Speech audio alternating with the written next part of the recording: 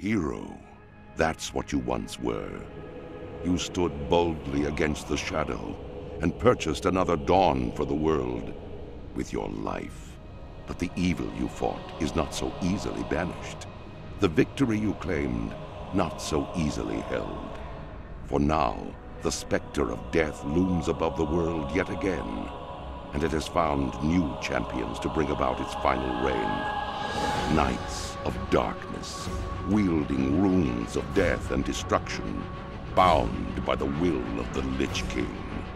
This is the hour of their ascension. This is the hour of your dark rebirth. Hello guys, this is Don's Movies, and today I got the last video in the RP series. So I will still do RP videos here and there, but this kind of finishes the current consistent RP guide series that I have been doing for like a week or so. So as I promised many times in almost every RP video, I'm going to cover the Death Knights as I skip them in all of these guides. Now most importantly, I will tell you who the Death Knights are and the lore behind them. Then I will give you a bit of an insight into their lifestyle, and I will cover the races and their opinions on the Death Knights and how they behave around Death Knights. So without further ado, let's just get into their lore. Now first and the most important thing to remember is that Death Knight is not just a class. He's not just like a warrior or like a hunter or like a mage or something like that, because being a Death Knight is almost a whole another race. Now in the previous videos I've covered all these races and their unique lifestyles and traditions, but as a Death Knight you're almost entirely stripped of all of that because the Lich King wanted to just use you as a tool and kind of unite all these shells of their former selves as servants of the Scourge. He kind of pretty much erased all of their lifestyle choices and their traditions. So be very careful when being a Death Knight, as you won't be very liked by the living. Now lore-wise, you're the third generation of Death Knights, and that is the most advanced one. Now first and the original Death Knights were created by Gul'dan when he infused the spirits of the Orc Warlocks into the Dead Alliance Knights during the First War, but they didn't work that well, and most of them were killed and turned into liches, and it's really unknown if any of them are even alive today. Alright, second generation is pretty much the artist generation, if you could say that, and it's not that big in numbers, as some people, mostly humans, paladins, fell under the corruption and turned into a Death Knight. So Artis is a perfect example of this. And the third and the most important generations are the one that you can pick.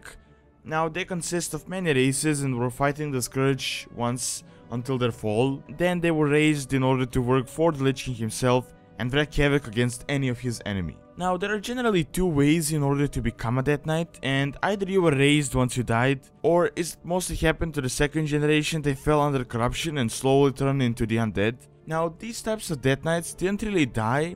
Now for example, Artis was never actually killed or died in any way, but he actually slipped from a corrupted human to an undead at some unknown point. Now as you might have heard the Death Knights talking about pain and suffering and all of that, it is actually true, as it is a big part of their life now. Now once you were raised as a Death Knight, any sort of positive emotions such as love were punished and negative emotions were encouraged.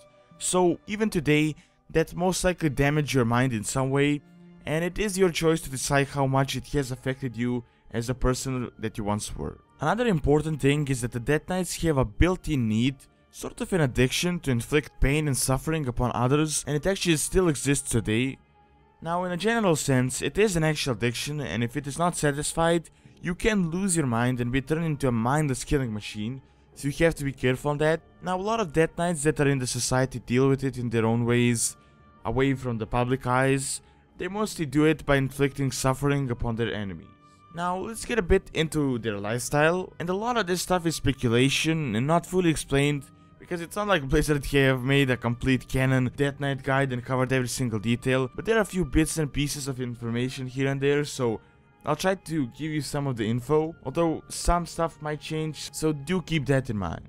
Alright, so when it comes to eating, they do eat and drink just like the Forsaken, but they don't really have a need for it, as they are dead and their bodies don't really function. Now, same as with sleeping, I mean, they are capable of doing it, but for some reason the Scourge forbid them to do so. So it's not fully known if it serves any purpose or not, but they can actually do it. Now, it is really important to understand that the death of the Death Knight part is completely true, and that is why they're so powerful. Now, Death Knights don't breathe and can run endlessly. They don't need food, water or sleep, and since their nerves are dead, They also don't feel any pain, although they can be stopped and can be damaged in some way, but they don't actually feel that pain, but it can stop them, but not as easy as an average human. Also, the Death Knights do rot, but it is said that the hygiene can slow this process or even prevent it, but if not being taken care of properly, they can decompose and even lose certain body parts. Now, faction-wise, even though you may be in the Horde or the Alliance, you're most importantly in the Ebonblade, which is a neutral faction, because it's kinda weak right now. I mean, it was never really that big, and it is definitely a lot weaker than the Alliance or the Horde themselves, so they have to be really good towards others in order to be tolerated. And honestly, you don't even really have a choice. That is the only way you are being tolerated enough by the living, and without the Ebonblade, you wouldn't really do so well. Alright, now let's get a bit into forming your backstory and what you can actually do in order to develop your character. So, as I said earlier, you're the third generation of Death Knights that are the Death Knights of the Ebonblade, and you broke free in a few ways. Now, in most cases, it's a battle at the Lighthope Chapel. Another choice is that you were free after the death of the Lich King, but then you had no part in the Battle of the Lighthope Chapel, so do keep that in mind. Now, another one, although really rare, is that you might have broke free before the battle and rebelled against the Lich King, but the chances are pretty slim for that, as Arthas had quite an elaborate plan for traitors and he pretty much had everything secured, so in most cases if you betrayed him you would probably be killed. Alright, now once you figured out the backstory for that night, you have to figure out what you were and what you remember. Now I'm not entirely sure if it's known like how much the undead remember of their previous lives, so you might have your hands free on that. Now, after you figure out how you got there, if you died in the battle against the Lich King or even in some cases joined him willingly, you need to figure out what is driving you towards still being undead and not just ending your own life. As the main goal for the Death Knights was to end the Lich King, but since that is over, many of them lost their purpose. And finally, you have to figure out how you're affected by this curse or gift in some cases, how you perceive it, and has it changed your personality from the point when you were alive. Now, I honestly think that forming a Death Knight RP personality could be the hardest thing out there, as you have to take into consideration many factors and you have to form two personalities for your previous and your current self. Now, I would suggest taking some time and figuring out a really detailed backstory and a personality for yourself before, and then adding the effects of being a Death Knight to it and trying to make everything work together. But in order to do that, you have to pick a race first, and that is quite a big factor in this entire thing. So right now I will give you some information on how some of the races look at the entire Death Knight thing, how they tolerate them and how they pretty much perceive them in public.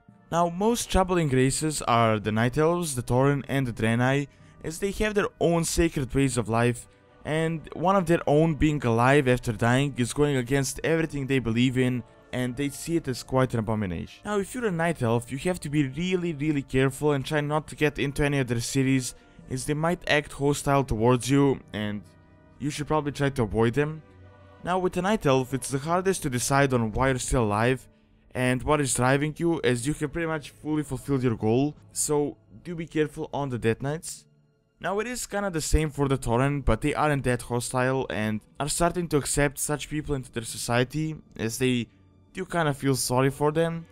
They also respect all forms of life, whether it's a Tauren or a bug, so they might see undead as another form of life in their own way, so that is another possibility. Now, the Draenei are also troubling on this matter, as they have the biggest connection to the light out of all the races, and all of the Draenei Death Knights lost that connection, which was pretty devastating for them. Now, Draenei are naturally peaceful and calm people, but they can still be evil, and you can find a lot of evil Draenei, so it's not like all of them are these crazy saints or something like that. Now, the situation is quite similar with the Night Elves, and you will hardly be accepted by the rest of the people. Alright, now that is mostly for the troubling races. Now we have races like the Dwarves, the Blood Elves, the Gnomes, the Goblins, the Trolls, and even some of the humans who don't really see much of a problem with it and are starting to accept it, while a large portion of such undead even see it as a gift. For example, being a Goblin Death Knight is perfect for them because they don't have to sleep or they don't need food, and it is amazing for their profit as they can work all the time or even hire such Death Knights, while the Gnomes can explore their newfound powers. Now, the Trolls as well have been known for quite some time to dwell into dark magic, so it's nothing really crazy for them to be a Death Knight. And it is kind of the same case for the Blood Elves, as they always experiment with risky magics, but a downside is that they have nothing but hate for anything undead scourge related, as they destroy their entire civilization. Now, orcs on the other hand might see it in a bit of a different light, but it all depends on the class that you were in your previous life. Now, if you were once a shaman, you were split apart from the elements and you don't really have that connection anymore, so it will definitely hurt you. While if you're a warrior, you might like the fact that you're stronger now and can be more efficient in killing your enemies. So it is quite a split when it comes to the orcs, as another thing is the fact that the orcs value honor and an honorable death, and being alive after dying isn't really ideal for them, as they want to connect to their ancestors and have a good connection with their ancestors. Alright, and the last race left to cover are the Worgen, who are quite specific when it comes to this. Now, the most important thing is that you were never there when Gilneas fell and the entire epidemic spread, but instead you were a servant of Argal, who used the Worgen to fight the Scourge, but it got out of control, so you're most likely one of the human subjects that he captured, and you managed to escape, but unfortunately after some time you were resurrected as a Death Knight. Alright, that is all there is for the races. The most important thing for you to remember when RPing a Death Knight is that you were in fact a killing machine that needed to inflict pain and suffering upon others, but now it is a bit different since you have free will, but many effects still remain upon you, and you're not exactly the same person as you were when you were alive, but you do have your hands free to decide on how much this thing has actually affected your previous personality. Alright, that is all I have for this guide. Thanks so much for watching, and do give me some feedback on what you think and also what you would like to see. Also, I'm not really going to do class guides as there isn't much to do, and I did this one because Death Knights aren't really a class and they're more of a race of their own, because they aren't exactly the same as a race when they were alive. So that is mostly why I made this video, pretty much explaining everything there is. Anyways, don't forget to like, favorite and subscribe, as it really helps out the channel and keeps the videos going. And also check out my Twitch.tv stream, as I stream there a few times a week, multiple games, and you can also ask me all sorts of questions. Anyways, thanks so much for taking your time to watch this video, and see you next time.